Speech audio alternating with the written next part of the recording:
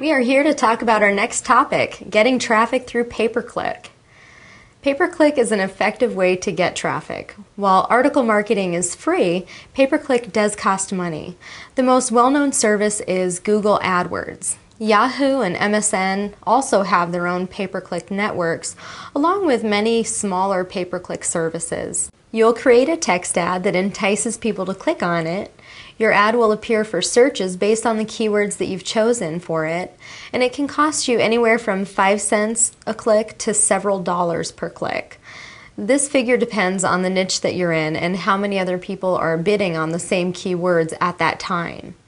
Now, it's easy to lose your shirt if you're not careful. That's why it's best to learn as much as you can about this useful traffic generation tool, especially how to track your results so that you can quickly find out which ads are working and which ones aren't, and then adjust your spending accordingly.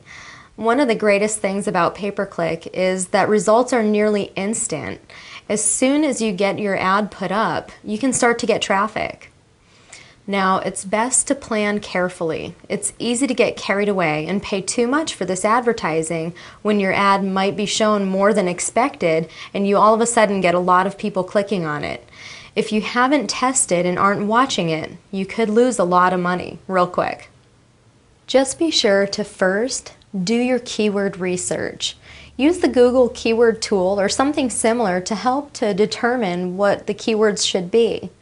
Once you get those keywords tested, it won't take long for you to put these keywords to the test on a small scale so that you can make adjustments and modifications as you see fit. Then, if you see that the ends is justifying the means and you have an advertising budget, ramp it up. You don't have to rush with this. Move at your own pace, and again, as your budget sees fit. You can also split test your ads. Sometimes one ad to one market isn't enough of a fair perspective to give these ads that you've worked so hard on finding or creating a chance. Run a split test on the same ad and then focus efforts on the one that does better. Split to another market to continue to keep that concept running and always going with the one that's working better. It just makes sense, right? Now, keep in mind, as you're moving forward and dabbling in all these markets and experimenting with ads, don't forget the basics. Be sure to cross-check the relevancy of what you're putting out there with what you're directing your traffic to. If there's no congruency from click to land, then a lot of those visitors may just click right off your site. It should all make sense. The end results is not just visitors, but we're looking for conversions, sales, and repeat customers. Now think back to that Google research tool that I mentioned a little bit ago. You know that you can target the keywords that you do want, but I bet you didn't know that you can also block the ones that you know that you don't want. You can utilize the negative keyword tool in your pay-per-click engine. When you enter these negative keywords, your ad will not show up when they're searched for. This could save you a lot of money if you're able to cut out individuals who you know are looking for something that you don't offer. Okay, now there are 3 main ways that you can enter your keywords into the pay-per-click engines: phrase match, exact match, and broad match.